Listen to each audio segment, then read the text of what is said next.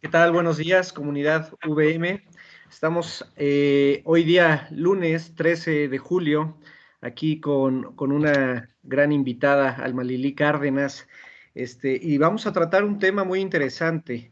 El tema que nos aborda este día justamente es relacionado con el maíz palomero.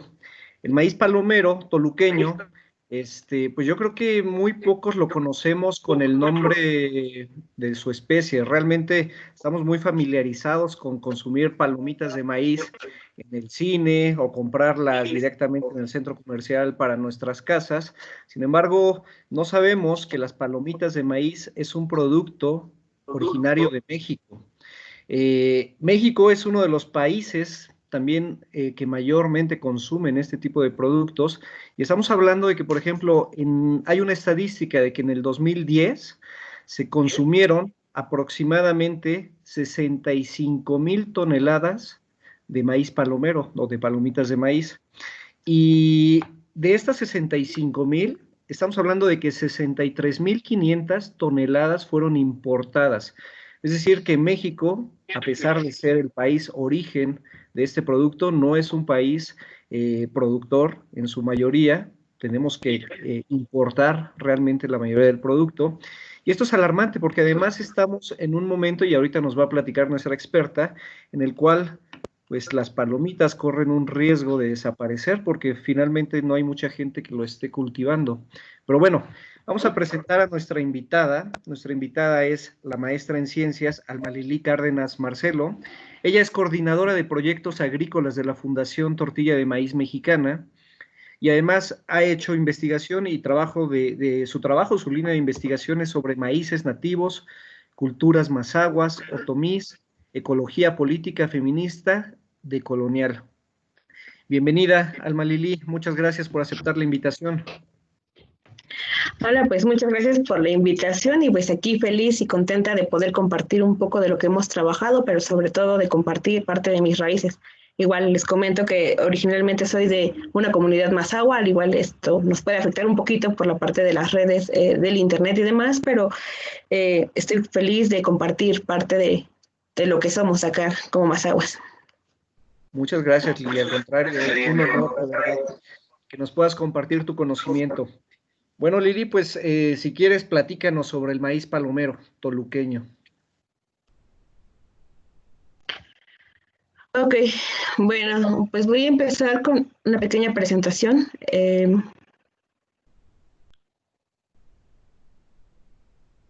Voy a compartirla, me dicen sí, la pueden observar. Listo, Lili, ya está abriendo.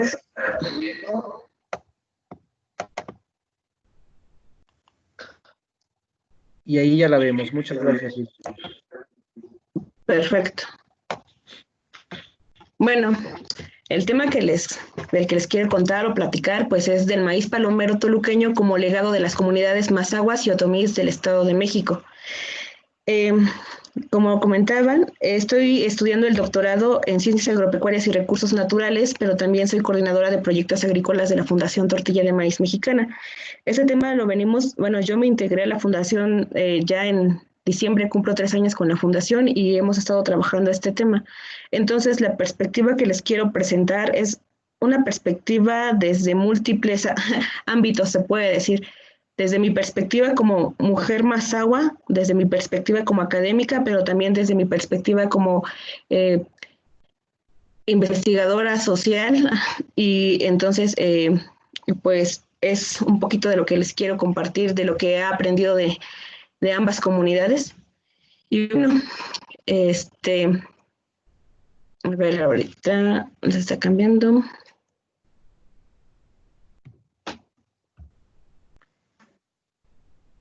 Ok. Pues primero contarles, para quien no esté muy relacionado, familiarizado con esto, pues México es centro de origen del maíz y tenemos 64 razas, de las cuales 59 son nativas, es decir, que son originarias de diferentes partes de México. Esto le ha permitido la diversidad de climas y sobre todo también la relación que se tiene con las culturas originarias o los pueblos originarios. De hecho, son 59 razas nativas y los pueblos originarios, me parece que son 59, no recuerdo el dato exacto, pero cada una de estas culturas está íntimamente relacionada con una raza específica de maíz. Incluso podemos ver que tenemos diversidades de maíces como el cacahuacintle, que pueden tener diferentes usos culinarios, pero también texturas diferentes. El cacahuacintle es un maíz harinoso y también se utiliza para la elaboración de pozole, pero también se puede hacer para los elotes. En contraste, por ejemplo, con el maíz palomero toluqueño, que es más duro, pero que tiene otros usos. Al platicar de maíz y sabiendo que somos centro de origen, es decir, que a partir de México se domesticó el maíz y se fue extendiendo al resto del mundo, tenemos que hablar de su origen. Como mexicanos empezamos a consumir, se dice que empezó la evolución del maíz o empezamos a consumir maíz a partir de los tallos, es decir, incluso ahorita todavía en las comunidades mazahuas y otomíes se sigue consumiendo lo que es el tallo del maíz.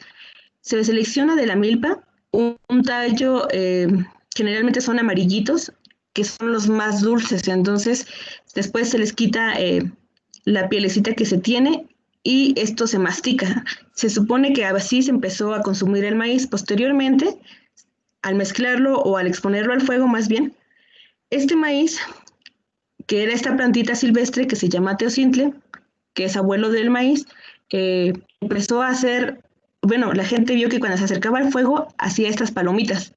Y como podemos ver aquí, el teocintle sí ha hecho palomitas o tiene esa capacidad de hacer palomitas o de reventar. Entonces se dice que antes de comer tortillas o tamales, la primera forma de consumo del maíz fue por medio de las palomitas. Entonces esto se cree que incentivó a las mexicanas y mexicanos a domesticar al maíz para seguir obteniendo sus beneficios. Posteriormente esto fue evolucionando y hasta convertirse en las diferentes maíces que se tienen. Y un momentito, por favor. Y pues aquí podemos observar que a partir de esta planta silvestre se fueron desarrollando múltiples granos hasta convertir en diferentes tipos de mazorcas. Se habla de 4 razas indígenas antiguas. Aquí se las presento por nombre. Está el chapalote, el palomero toluqueño, el arrocillo y el naltel. Estas razas indígenas antiguas tienen la característica de ser de granos muy duros y sobre todo de formar palomitas. Y se dice que a partir de estas razas se combinaron o se mezclaron para formar las otras 59 razas nativas. O sea que estas son como que los padres de todas las demás o las madres de todas las demás semillas. Y bueno, en el caso específico del palomero toluqueño, esta se encuentra en el Estado de México, bueno, la distribución o donde se ha localizado, Ciudad de México, Puebla y Tlaxcala. También existen otras razas como el chapalote, pero cada una está involucrada, o bueno, prospera diferentes condiciones ambientales y climáticas. Y en esta plática, pues como les comentaba, mi perspectiva pues es también como investigadora, pero también les voy a meter un poquito de lo que estamos manejando ahorita en la tesis de doctorado. En esta parte quiero mostrarles que la producción de maíces nativos, si bien actualmente está siendo un boom o está siendo ampliamente difundida, no siempre ha sido de esta manera. El campo en México se pueden observar diferentes etapas de políticas que han estado o que se han implementado. En una es la visión productivista, que esta implicaba del 1950 hasta 1970-80, en donde se empezó a fomentar la productividad de los maíces, y fue en este periodo donde se desarrollaron los maíces híbridos. Estos maíces híbridos pues no son más que la combinación de los mejores maíces o la selección de los mejores genes para la producción de nuevas variedades, pero seleccionadas de entre las poblaciones de los mismos individuos para formar individuos que sean más productivos. Es decir, estos maíces los podemos identificar en el campo como maíces que tienen doble mazorca y que se ven uniformes. Y esto se hizo principalmente para para segregar a los maíces características como de resistencia de las raíces, ya que los maíces nativos tienden a crecer muy alto y a veces sufren de acame o llegan a caerse con el viento. En esta visión productivista también se implementó el programa de sistema del SAM, y en esta se intentó apoyar o fortalecer la producción de los campesinos mediante incentivos económicos. Sin embargo, esta visión productivista se puede distinguir un tipo de proceso en el cual se le llama un sistema de exclusión, ya que se le dio prioridad a la producción o a los campos que eran superficies planas, ya que estos tienden a producir mucho mejor y se puede mecanizar más. Después vino un periodo de la visión de capacidades. En esta se trataba de incluir a los excluidos por medio de programas, pero estos programas eran condicionados, es decir, por ejemplo, en este periodo, que es más o menos del 90 a los 2000, y posteriormente también siguió hasta en el sexenio pasado, con diferentes nombres, se involucraba a las comunidades indígenas o a las comunidades productoras de maíces nativos, pero bajo ciertas restricciones. Es decir, si produces tu campo, te doy un apoyo, pero si no lo produces, no sé cuáles sean tus motivos, entonces no recibes el apoyo. O, por ejemplo, el de Progresa, si asistes a todas las juntas o a todas las pláticas que se te lleguen a dar o traes a tus hijos a pesar, se te da el apoyo, si no, no. Entonces eran condicionados. Posteriormente, el enfoque del desarrollo territorial, se ha empezado a implementar, se ha desarrollado a partir de 1990, en el cual se busca que a partir de un territorio se desarrolle un producto en específico con participación de las comunidades. Pero muchas veces este enfoque territorial del desarrollo pues viene más implementado desde la parte académica o desde los técnicos, es decir, poca participación realmente de las comunidades. Y bueno, pues también en este pequeño recorrido de políticas agroalimentarias, podemos ver que el papel de las mujeres como parte de las custodias de los maíces nativos, pues no se ha tomado en cuenta, no se ha tomado o no se le ha dado su cierto valor. Y pues ellas también juegan gran parte, tienen un papel relevante en esta pervivencia de los maíces. Y aquí en este mapa podemos observar que estas políticas agroalimentarias se habían enfocado principalmente a la parte norte del país, donde les contaba que tienen grandes superficies de terreno, planas. Lo plano significa que podemos meter maquinaria, que podemos, y también que son condiciones de riego, entonces que si hay un mal temporal o demás, pueden implementar el riego y pueden tener una mejor producción. Sin embargo, se había excluido la parte sur, y en esta parte sur es donde se desarrollan la mayor parte de los pueblos originarios de México. Entonces, en esta parte tienen condiciones de sus terrenos de temporal, es decir, que se encuentran en desnivel, que se encuentran, que se encuentran dependiendo de cómo esté en el temporal, o sea, si vienen lluvias buenas, les va bien, pero si no, pues también les va mal, ¿no? O sea, también en el caso de las heladas, o si, por ejemplo, se alargan mucho los periodos de lluvia, no pueden implementar riegos como en esta parte. Entonces, pues los programas que anteriormente mencionaba, pues se habían enfocado a la parte norte, pero se había excluido a la parte sur, a pesar de que en esta parte sur conservaban la mayor parte de las razas nativas, pero también, como les comentaba, la mayor concentración de los pueblos originarios de México. Y bueno, esta parte pues la estamos analizando ahora con la parte del pensamiento descolonial, y en estas pues tratamos de interpretar a partir de qué ejes o de qué miradas se han implementado estas políticas agroalimentarias, así como diversas actividades o programas que se han realizado. Estos sesgos de la mirada occidental se reconocen por profundizar lo que es el patriarcado y el androcentrismo, es decir, en la producción del maíz se han ido más hacia una tendencia de producción y rendimiento, y no se ha visto la otra complementariedad del maíz, ¿no? Por ejemplo, en este del rendimiento, pues está más enfocado a la visión de los hombres a obtener mejor producción, pero se ha excluido, por ejemplo, esta parte de la visión de las mujeres en cuanto a calidad de la tortilla, sabor, textura. Y también por esta parte del colonialismo eurocéntrico, esta parte del colonialismo es como que se ha privilegiado el consumo de ciertos alimentos y se han excluido el de otros. Por ejemplo, existen periodos donde se decían que las tortillas era maíz eran más bien que el maíz era para consumo de animales o que eran alimento de los pobres, porque no era europeo, ¿no?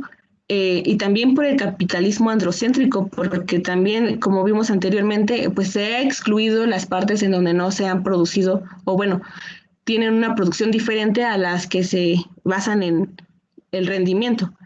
Y pues esto ha fomentado el individualismo, es decir, el desarrollo de las capacidades individuales. Y claro, si no tenemos este sistema de redes de apoyo, por ejemplo, esa oportunidad de seguir estudiando, preparándote, puede que puedas acceder a tus derechos, pero no de la forma eficiente. Sin embargo, quiere decir que por no estudiar, pues obviamente que seas menos o demás, sino al contrario, ¿no? Que esta parte del individualismo o esta parte del androcentrismo, capitalismo y demás, pues ha dejado marginado a mucha población. Y bueno, esto se le conoce como racionalidad instrumental, es decir, poner la razón o el conocimiento al servicio de la perpetuidad del capitalismo más que de la vida, ¿no? Pero también existen las epistemologías del sur. Estas epistemologías, pues, marcan una relación entre los seres humanos y no humanos, bueno, seres humanos, pero también, por ejemplo, se reconoce que no hay un solo tipo de individuos, sino que también se reconocen los saberes de las mujeres, se reconocen que, por ejemplo, quizá por la experiencia las abuelas puedan llegar a dar algunos ciertos tipos de consejos a las más jóvenes, o que las más jóvenes o jóvenes pueden proporcionar energía. Entonces, como que hay un vínculo de comunidad. También está el conocimiento intercultural, que va ligado a que si no fuera por los diferentes pueblos originarios de México, no se hubiera tenido esta diversificación tan grande del maíz que se tiene. Entonces, en esta parte se puede notar la interculturalidad. También esta relación de campesinas de producción, por ejemplo, con esta parte de entre lo humano y no humano, ¿no? Es decir, ahorita está muy de boga lo que es la agroecología, pero realmente esto es un conocimiento que ya se ha tenido desde antes de la época precolombina. Entonces, los pueblos originarios pues tienen una concepción muy cercana o estrecha a lo que es la conexión con la naturaleza, con la tierra, con el agua. Entonces nos reconocemos como parte del todo. Y esto pues lleva a formar lo que es una comunidad diferente a lo que es lo que fomenta los sesgos de la mirada occidental, que es el individualismo. Y bueno, como parte de estas epistemologías del sur, pues uno de estos grandes ejemplos ha sido el desarrollo de la agricultura del sur global, en la cual es una relación como una co-construcción, es decir, no se han desarrollado individualmente humanos y naturaleza o madre tierra, sino que el mejor ejemplo de esta agricultura del sur global pues es la milpa, en el cual el maíz no crece solos, ¿no? Sino que también puede crecer al lado de los frijoles, calabazas, chiles, quelites. Entonces, en este pequeño fragmento podemos ver que existe esa comunidad, no es de crecimiento individual o monocultivo como marca el otro sesgo de la mirada occidental, sino que es un vínculo, una simbiosis entre los individuos que se encuentren o los entes o los seres para seguir la reproducción. Entonces, en esta co-construcción, las mexicanas y mexicanos le han proporcionado cuidado al maíz y el maíz a su vez nos ha proporcionado alimento. En este caso, pues pongo como ejemplo la continuidad o el legado que nos han dejado nuestras culturas mazahuas y otomís, en el cual el maíz palomero toluqueño pues ha sido custodiado precisamente por ellos. Pero en este contexto no podemos olvidar que se ha ha habido una hibridación de este conocimiento, ya que actualmente pues tenemos suelos muy desertificados o muy que han perdido muchas de su composición precisamente por el uso excesivo de fertilizantes, insecticidas, herbicidas, y todo esto ha ido deteriorando este conocimiento, pero también la tierra, ¿no? Y también, pues, reconocer que la opresión femenina, pues, se encuentra desde la época precolombina. O sea, si bien con la llegada de los españoles esto se refuerza, pero pues también reconocer que existía ya desde antes. Y bueno, lo que ha llevado a esta parte del sesgo de la mirada occidental y que hemos implementado hasta el momento por medio de la apertura del Tratado de Libre Comercio o este modelo neoliberal, es una dependencia alimentaria en la cual, en el caso de los maíces palomeros, pues actualmente importamos el 99% de las palomitas que comemos y pues vienen de Estados Unidos. Sin embargo, se dice que el maíz palomero se ha encontrado en extinción o que ha estado a punto de desaparecer desde 1950 y en 2010 la CONABIO lo declaró como especie en peligro de extinción. A pesar de que es una raza con potencial comercial, hasta 2008 había poca o nula investigación en el ámbito científico académico, es decir, apenas los estudios de Tonatiuh, Amalio Santa Cruz, Micaela de la O, y recientemente Daniel de la UAM también ha estado trabajando un poco con este tema, pero realmente no hay mucha información sobre estas razas de maíz y sobre todo pues el maíz palomero toluqueño. Y la zona de estudio con la que estamos trabajando nosotros pues es los municipios de Morelos y San Felipe del Progreso, acá del Estado de México, que son pueblos originarios otomíes y mazahuas. Estas comunidades se encuentran desde los 2.500 hasta los 2.800 metros sobre el nivel del mar, o sea, estamos en una parte muy alta. Y tienen como actividades de sustento, pues la elaboración de piñatas, la migración, la agricultura, la elaboración de artesanías, el comercio, entre otros. El objetivo que tiene esta plática pues es conocer la relacionalidad establecida entre las comunidades mazahuas y otomíes del Estado de México y la pervivencia del maíz palomero toluqueño. Como metodología hemos realizado búsqueda y colecta de maíz palomero toluqueño en los municipios de San Felipe del Progreso y Morelos del Estado de México, así como técnicas etnográficas como la observación participante y entrevistas a profundidad a productores y productoras, mayordomos y mayordomas, productores de maíz palomero toluqueño de 2017 a principios del 2020. Y bueno, pues hablarles de que en esta región pues tenemos gran diversidad de maíces, incluso en una misma familia pues se llega a sembrar diferentes, ¿no?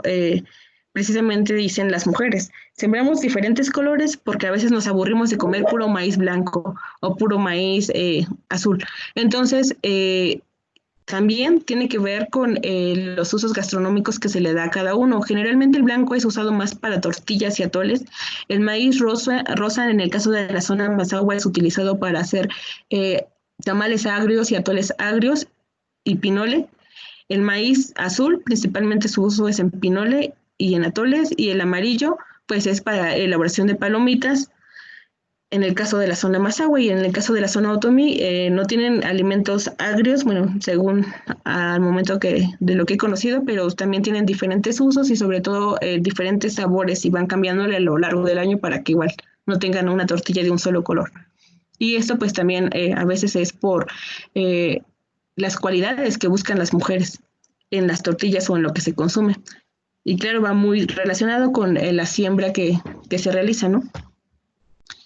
Y bueno, aquí les cuento que hemos realizado colectas en la cual, por ejemplo, en algunos casos cuando no me han permitido poner su nombre, pues solamente pongo la edad y si me permiten, pues ya puedo poner los demás datos. Pero, por ejemplo, en esta familia, pues los productores tenían 57 años, son originarios de la cultura otomí y el nombre originario con el que se conoce allá en San Marcos Tlaxcalpan, pues es Tolonqui.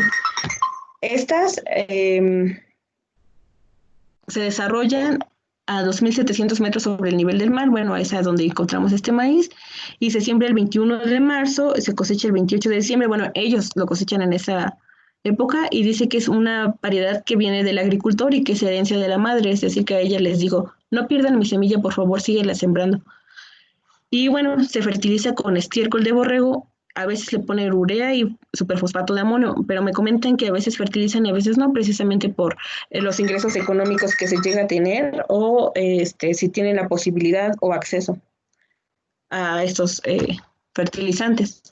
Y pues su sistema de siembra pues ya es monocultivo, ya no es como esta parte de la milpa, ¿no? Y aquí podemos observar que en los mismos productores pues llegan a tener diferentes tipos de mazorcas. Igual también hablarles de que en el paso del tiempo pues no, esta variedad no ha permanecido intacta, sino que también ya se ha mezclado con otras, ya que muchas veces se han cambiado por algunos maíces que llegan a ser un poquito más grandes y este maíz es pequeñito, pero ellos dicen que lo siguen sembrando precisamente porque es un maíz pesadito, un maíz que rinde y demás. Y entonces cada uno tiene, a pesar de que sean maíces del mismo productor, pues tienen diferentes características y las palomitas pues también llegan a ser diferentes. Y bueno, este material que les muestro este es el maíz mazahua. Aquí vemos dos características de inicio, ¿no? El primero, el otomí, es un maíz blanco, igual cristalino y con granos picudos. Y el otomí, bueno, el mazahua es un maíz amarillito, igual cristalino. Tienen características físicas similares, pero cambian en color y también en sabor. Este, por ejemplo, es originario del pueblo Mazahua,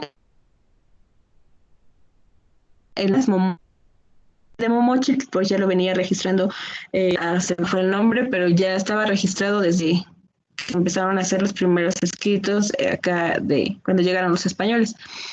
Y bueno, esta colecta se hizo a los 2.682 metros sobre el nivel del mar, en San Felipe del Progreso. Ellos dicen que siembran a principios de abril, se cosecha en noviembre y es una variedad del agricultor, o sea que son variedades que se van transmitiendo de generación en generación. Y al igual que en el otomí, pues podemos ver que la fertilización es estiércol y fertilizante químico, y el mismo, el que va cambiando es el fertilizante químico, pero ellos tratan de aplicar siempre los estiércoles, ya que dicen que aparte de que tienen animales y que hacen uso adecuado de este estiércol, también dicen que es mucho mejor que sembrar con puros fertilizantes para nutrir a la tierra. Y pues el sistema de siembra, pues igual, también ya es monocultivo. Aquí podemos ver una palomita de este maíz y pues podemos ver las características de este maízito que aparte de amarillo, pues son brillosos, tienen una consistencia, no sé, como si fuera un tipo de casi oro, muy brilloso y amarillito. Y aquí podemos observar pues una técnica ancestral con la que las comunidades mazahuas y otomís todavía siguen usando para reventar los maíces. Es decir, muchas veces nos imaginamos que las palomitas no pueden reventar sin aceite o no pueden reventar de otra manera, ¿no? Y aquí pues lo bonito es que estas comunidades todavía siguen conservando las técnicas ancestrales que también se tienen en Chihuahua, por ejemplo, y que aquí lo que hacen es buscan una arena especial, le llaman arena de monte o arena de río. En el caso de la comunidad otomí le llaman pucmu y en el caso de los mazahuas le llaman tepojal. Esto consiste en poner a calentar esta arena caliente, unos 2 puñitos de arena, las ponen a calentar aquí en la olla de barro y van meneando hasta que esté caliente, ya llegan a poner 1 o 2 puñitos de maíz palomero y después siguen moviendo y revienta, y entonces lo que hace la arena es precisamente conducir el calor y que este sea más uniforme y distribuir el calor para que este reviente. De hecho, el maíz palomero revienta porque tiene una testa muy dura.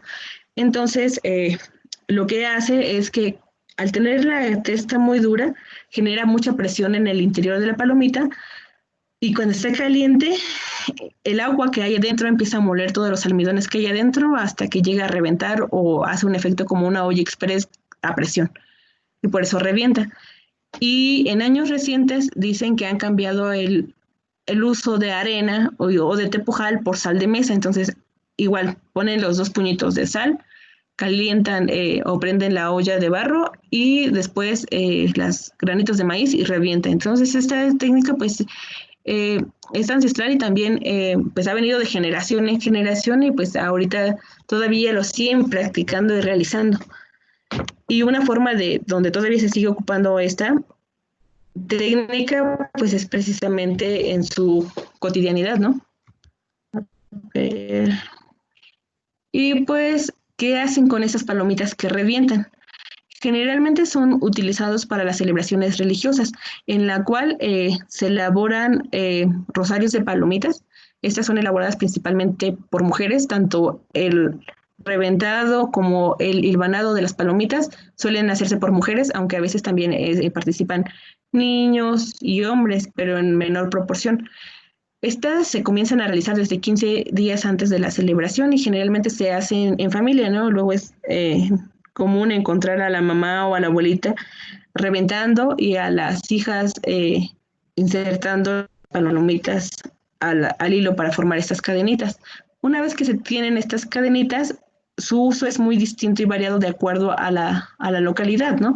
En este caso, pues aquí podemos observar una de las estrellas de San Felipe del Progreso. Aquí vamos a recordar que estamos en una zona más agua.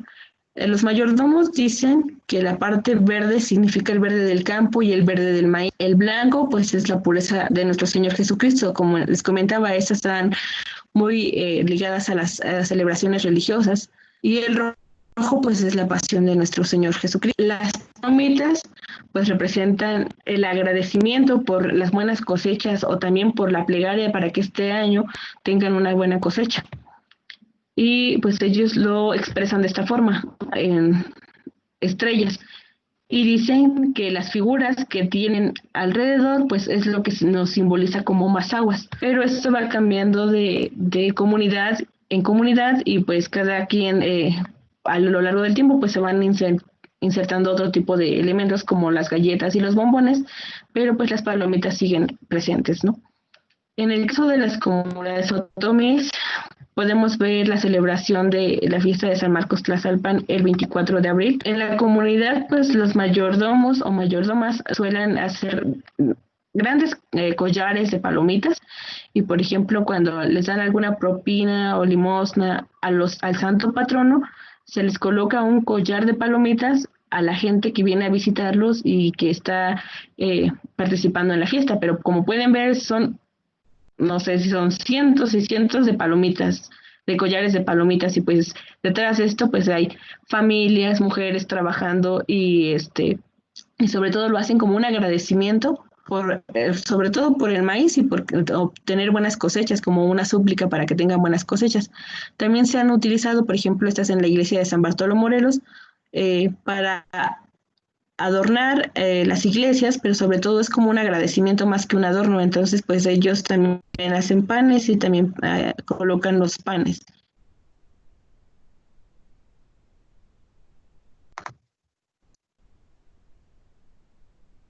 Bueno, nos comenta Juana, de 43 años, de San Felipe del Progreso, lo siguiente: adornamos con palomitas por tradición. Lo que sí me contaban es que antes las palomitas no se hacían con sal, las hacían con arena en un comal. Le ponían la arena y le echaban un puño de maíz y sacaban las palomitas en un comal grande. Pero ahora ya no.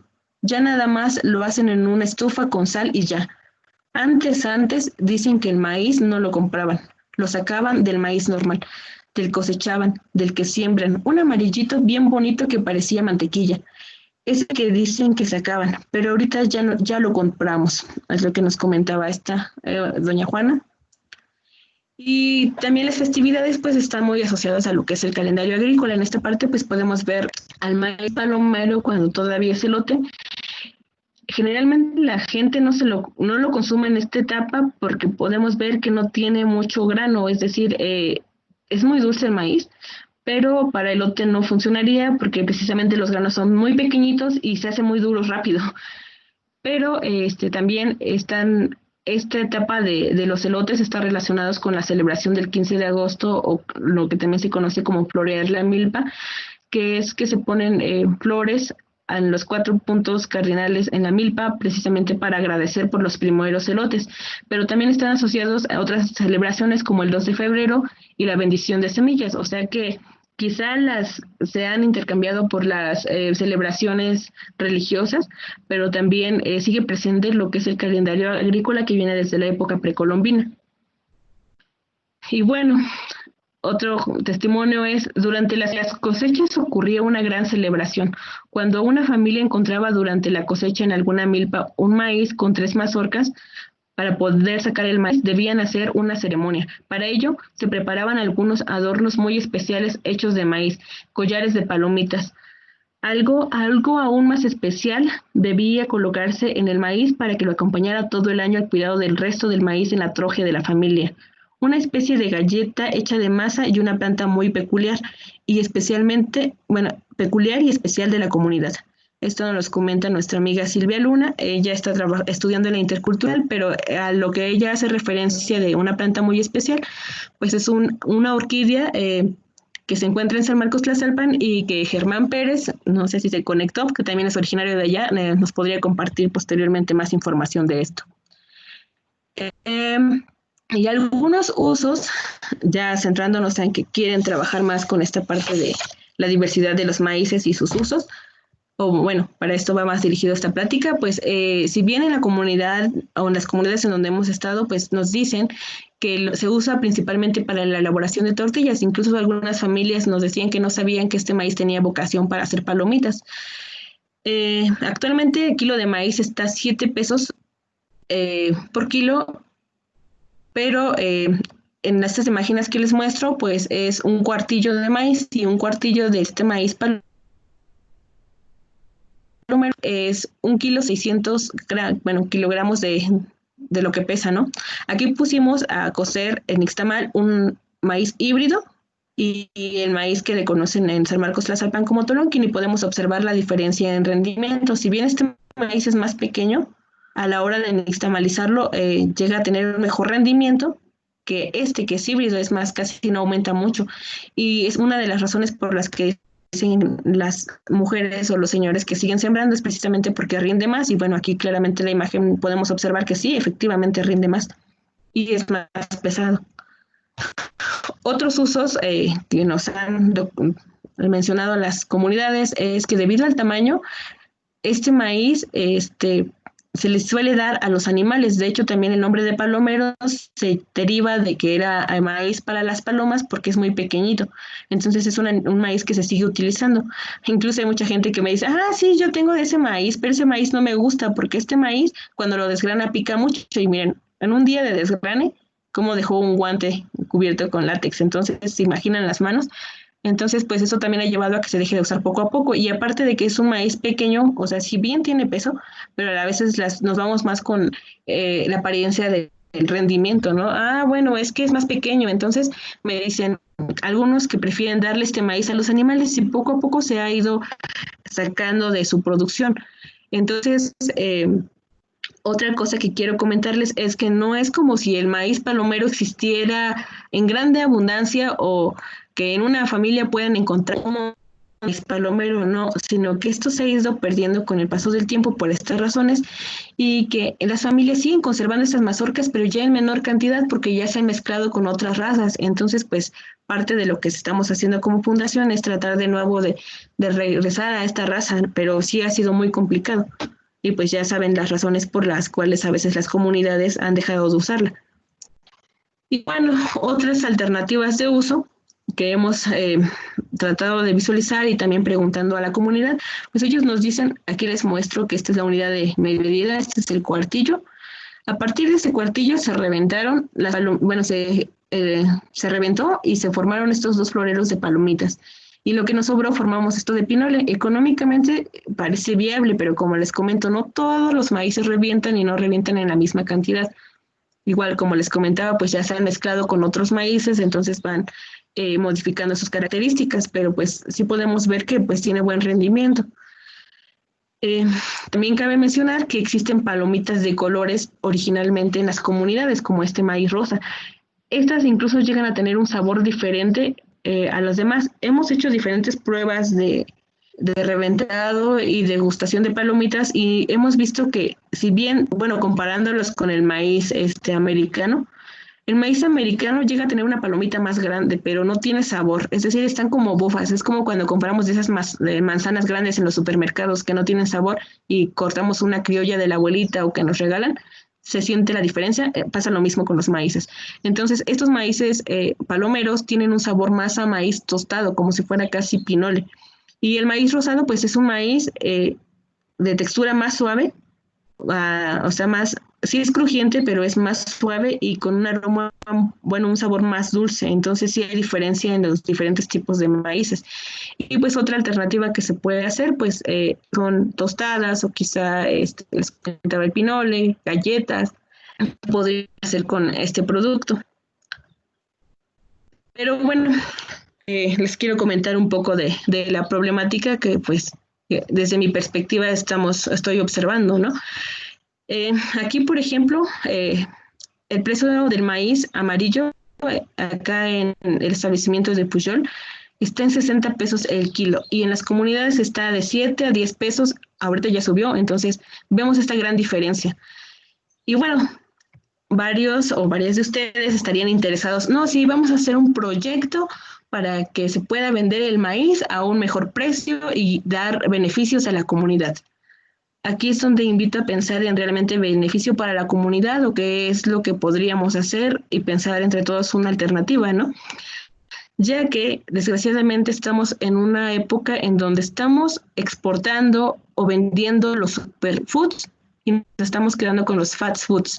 Es decir, estamos sacando de las comunidades para dar aparentemente mejores ingresos económicos y se están los mejores maíces o los mejores alimentos de cada región a pueblos se puede decir, no sé, de clases más altas que puedan ser, que puedan pagarlos, ¿no? Entonces, por ejemplo, actualmente pues hay varias empresas que está bien que estén promoviendo lo que es el consumo del maíz, ¿no? Pero pues también por ejemplo, está Cali Maíz, Pujol, Maizajo, hay otras, entre otras, pero realmente son ellos los que están impulsando o han sido ellas siempre las que lo han preservado y los han tenido en nuestras mesas. Es como para ponernos a concientizarnos de realmente qué es, hacia dónde va esto o qué es lo que estamos haciendo. Mi mamá me decía hace poco, es que para nosotros el maíz siempre ha variado. Lo que está pasando ahorita es que apenas están abriendo los ojos los otros y creen que le están dando valor, pero realmente nosotros siempre lo hemos valorado. Entonces me quedo pensando en esta de superfoods, que se los están llevando a gente que tiene ingresos para consumirlos y que va a consumir la gente que anteriormente le compraba a ellos. Por ejemplo, a las vecinas que quizá no tengan terrenos para sembrar y les compraban a los familiares que tuvieran terrenos. ¿Qué está pasando con las mujeres que han sacado adelante a sus familias vendiendo un alimento tradicional a precios que puede acceder la mayor parte de la población a un alimento que sea elitizado? O sea, no es como crítica, sino es como para ponernos a pensar cuáles realmente podrían ser las soluciones.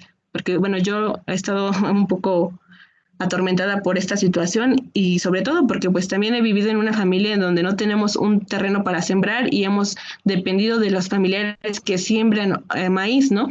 Y me pongo a pensar, si este maíz sube de precio porque hay gente que está dispuesta a pagarlo más, ¿qué va a pasar con la gente que no tiene terrenos y que son del medio rural, ¿no? O sea, ¿dónde estará o cómo queda en juego esta comunidad de la cual les hablaba al principio, ¿no? De las epistemologías del sur.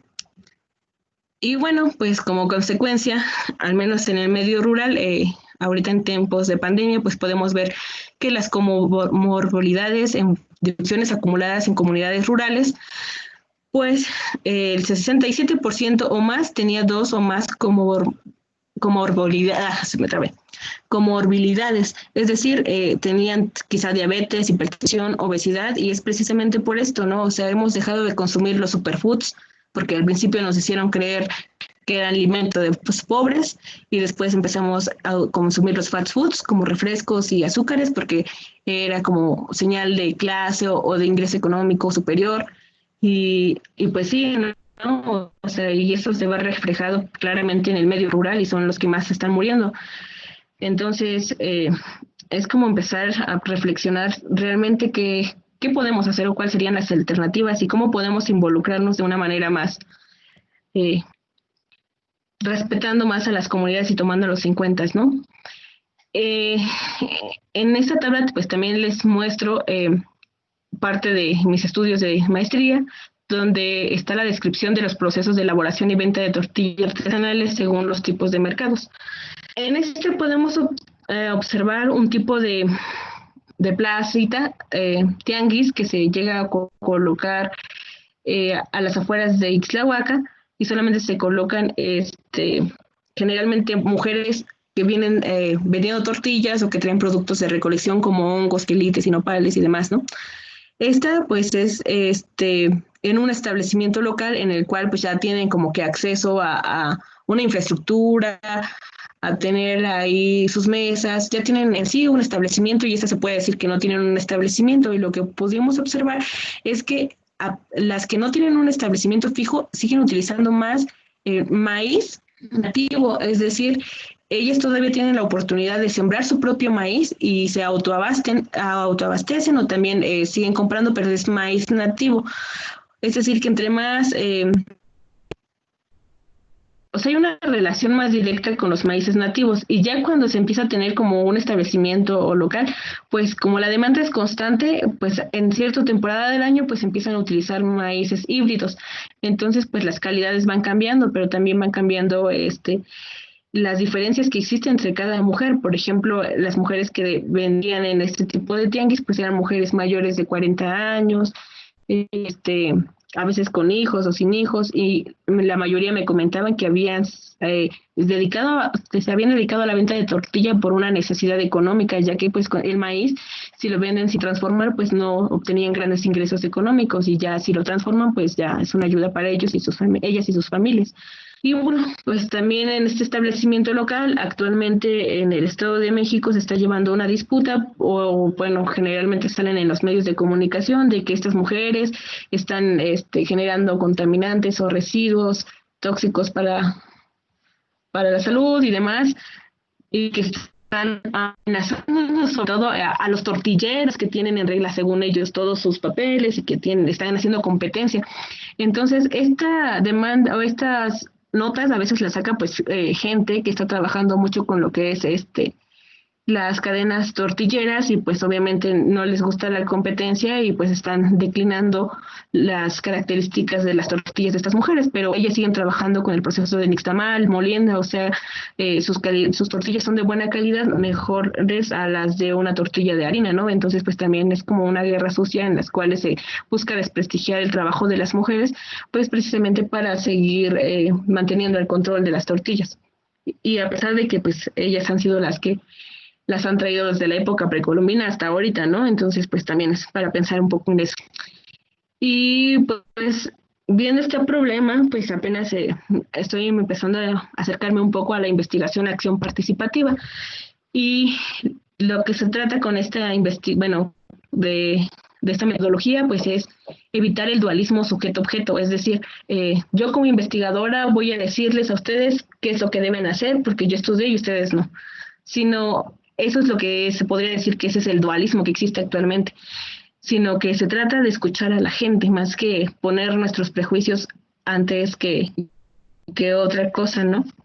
Y bueno, como les comentaba, pues la separación de la investigación no se queda solamente en la descripción o en el análisis, sino que también se pone al servicio de las comunidades y que ellas son las que ponen las agendas definidas de lo que se tiene que hacer y cómo y para qué se investiga.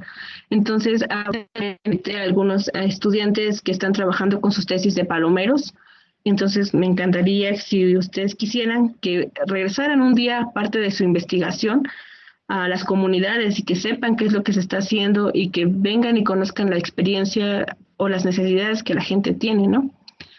Y bueno, otro de los beneficios de esta metodología, pues, es poner ante todos los intereses de las comunidades y crear una ciencia popular y consecuentemente fortalecer la lucha popular que conduzca a una transformación social real. Es decir, como les comentaba acerca de las políticas agroalimentarias, pues se han implementado muchas y muchas, pero han tenido poco impacto y quizá, o más bien es porque no se ha tomado en cuenta realmente lo que la gente necesita. A veces los abonos llegan a desfasados, a veces las recomendaciones de nosotros como técnicos no son las adecuadas por no conocer el trasfondo cultural que hay dentro o que la gente tiene. Y pues también es un instrumento de educación popular para aumentar el poder de lucha y negociación de los sectores populares. Y, y en esa parte, pues también mucha gente se nos ha contactado para que precisamente quieren conseguir semilla y demás, pero lo ven con un fin comercial, ¿no? Es decir, todos quieren producir maíz palomero porque piensan que ya sembrándolo van a empezar a venderlo inmediatamente, pero aquí es donde sí me puse a pensar mucho, ¿no? Realmente a quién se le tiene que dar la semilla, si realmente a una persona que tiene la disponibilidad de sembrar el maíz, o se podría trabajar en colaboración con las comunidades o con la comunidad o con los productores que tienen el maíz y quizá hacer un vínculo para que quien esté interesado en sembrar siga sembrando de la mano de la comunidad y no se despoje de esta semilla a estas comunidades. Entonces, pues también es como una lucha constante, o tensiones constantes más bien, pero también pues hay que buscar alternativas. Y bueno, algunos esfuerzos de la Fundación Tortilla de Maíz Mexicana, pues allá en San Marcos establecimos un pequeño local en donde a veces se invita a la gente. Realmente nos ha costado mucho tener este acercamiento porque pues la gente ya desconfía mucho. Es que luego vienen, nos se prometen programas y no nos dan nada, o solamente vienen, se llevan información y no nos dicen nada. Entonces, pues nosotros ya allá en la comunidad ya tenemos 2 años con este local y pues aquí pueden ver a don Gregorio. Les estábamos enseñando a hacer la prueba de reventado, pero también para que subiera la humedad, ya que si el maíz llega a bajar de 12%, 11% de humedad, ya no revienta. Entonces lo que hacíamos nosotros, pues es precisamente con un estudio del doctor Amalio, acondicionar la semilla para que esta semilla de nuevo adquiriera la humedad del 14% para que llegara a reventar bien. Y bueno, pues aquí le estábamos compartiendo esto a don Gregorio.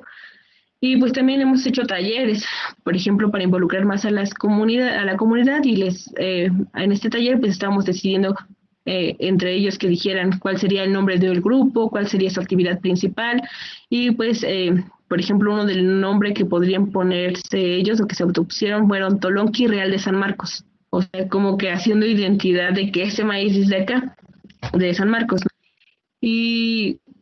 Y a pesar, bueno, como les comentaba, pues tenemos ya, al menos yo trabajando 3 años con la fundación, y se me preguntarán cuál es la satisfacción más grande que he tenido en trabajar en este proyecto, pues es realmente que los niños o las personas digan, cuando les pregunten, ¿de dónde es originario el maíz palomero? De aquí, de San Marcos, con esa alegría o con ese conocimiento, porque anteriormente les preguntábamos y no nos decían, no, pues quién sabe, o no, pues lo compramos, y ahorita pues es muy satisfactorio saber que por medio de la difusión, porque solamente hemos hecho eso, difusión, la gente está teniendo ese arraigo o lo identifica como suyo, ¿no?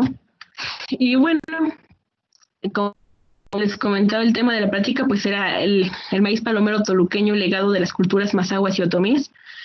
Realmente nosotros como fundación no es que hemos rescatado el maíz, no es que seamos los salvadores, sino que realmente quienes son las comunidades mazahuas y otomíes que generación tras generación han pasado este conocimiento, han traspasado esta sabiduría y como les comentaba, desde 1950 dicen que está en peligro de extinción y actualmente actualmente es posible encontrarlo en las comunidades porque se ha pasado de generación en generación y no precisamente por esta parte de la utilidad capitalista o del rendimiento económico, sino realmente por esta relacionalidad que existe entre estas comunidades y el maíz.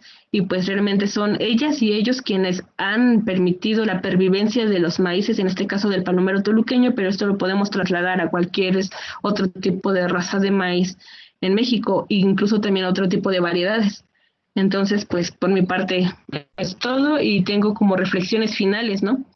¿Qué factores inciden en la transmisión o no del conocimiento generacional? O sea, porque también se está perdiendo esta parte, por ejemplo, de reventarlo con arena o también de saber distinguir si es o no es maíz palomero. conservar por medio de la comercialización realmente una viabilidad se podría hacer, ¿no? Porque, como les comentaba, al final el maíz en manos de quién va a quedar, o realmente el maíz va a ser destinado a la gente que tenga ingresos para pagar, pero qué va a hacer qué va a pasar con la comunidad que no tenga ingresos para pagar y que no produzca maíz, ¿no? ¿Se puede conservar el maíz sin reproducir las desigualdades sociales? Así, sin generar exclusiones. Y pues otra última sería, en manos de quién quedará el legado de los pueblos mazahuas y otomíes. Y bueno, eso sería todo. Agradezco por su atención. Aquí está mi correo electrónico.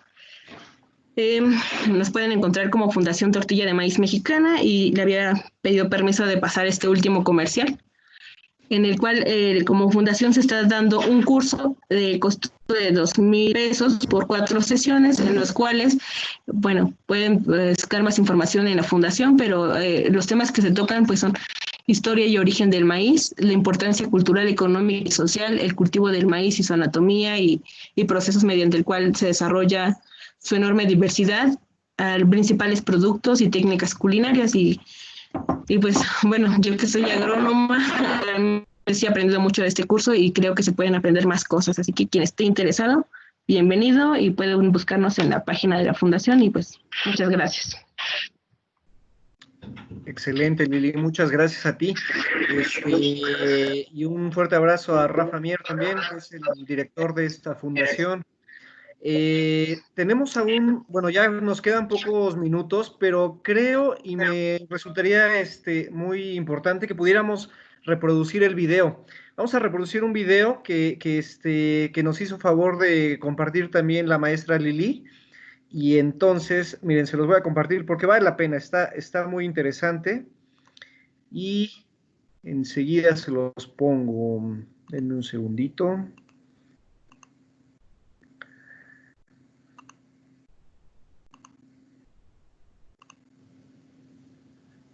A ver, ahí ya se ve la imagen. ¿Me confirman, por favor? Sí se ve la imagen. Excelente. Realmente en México se desconoce que el maíz palomero es originario de aquí, ¿no? Podemos empezar a promover el consumo nacional de maíz palomero para que este maíz de nuevo se pueda adquirir un precio más alto, incluso para que la gente pueda tener una mejor calidad de vida.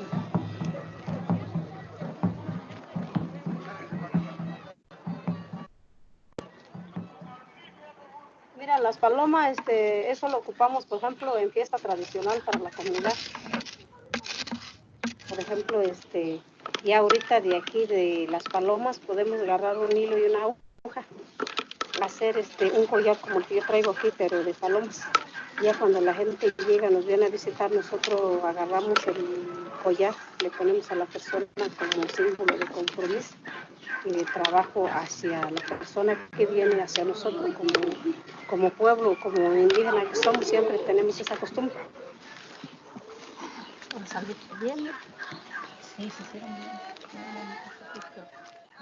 Yo creo que nosotros debemos de dejar esa tradición como esas niñas que están allá.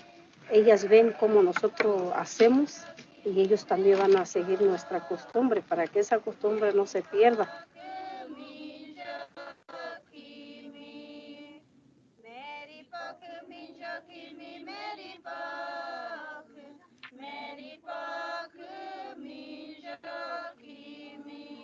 En cuanto a los colores de las banderas, pues el verde significa todo lo verde del campo, el maíz, todo lo verde. Ahí lo puede ver usted.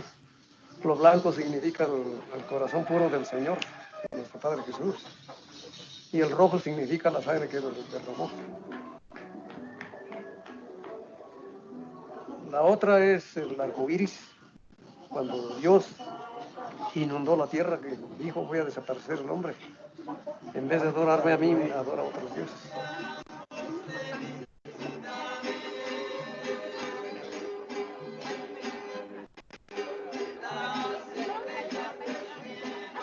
La gente desconoce que su maíz reventaba.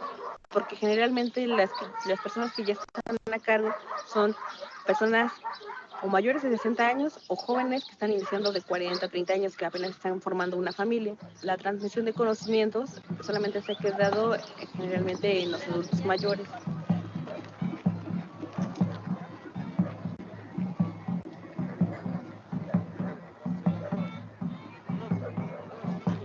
La gente de aquí pues no tenía flores para adornar. Por ejemplo, ahorita que estamos en temporada de secas, las flores son muy escasas y una de las más accesibles o que siempre han tenido es el maíz, y también hace esos adornos precisamente para dar gracias a Dios por todo lo que se nos ha dado. Por ejemplo, los jóvenes ya no saben por qué se sigue adornando con maíz. Los abuelos o la gente mayor nos llega a contar que anteriormente la sacaban de las milpas, reventaban el grano y era una ofrenda de sus cosechas o una ofrenda a Dios.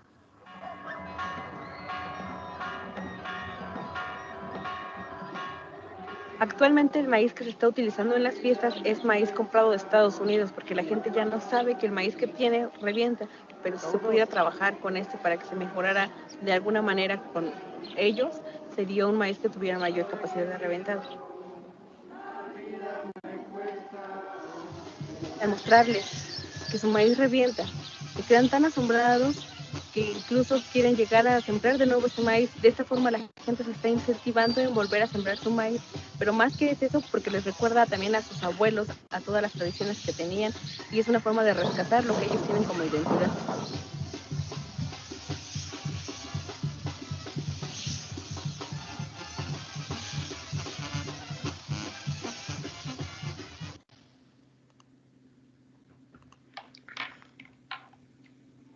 Muy bien, pues ese era el video que me gustaba compartírselos para que lo pudieran ver.